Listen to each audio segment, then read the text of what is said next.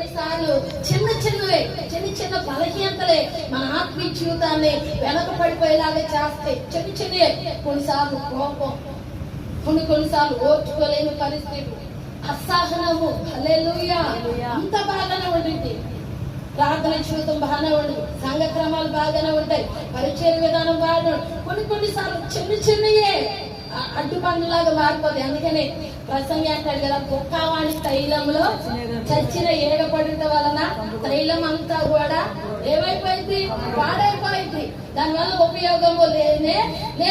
ఏగంటుంది చిన్న ఏగ. హల్లెలూయా. కొంచెం మనసుకుంటే ఆ ఏగ కూడా కంటికి కనపడే చిన్న ఏగ ఏం చేస్తుందంట, ఆ తైలం అంతా కూడా పాడు చేస్తుంది. చిన్న అవిధేయతలు, చిన్న బలహీనతలే మన ఆత్మీయ జీవితంలో మనం ముందుకు కొనసాగలేకుండా, దేవుడితో తత్సంబంధం లేకుండా చిన్న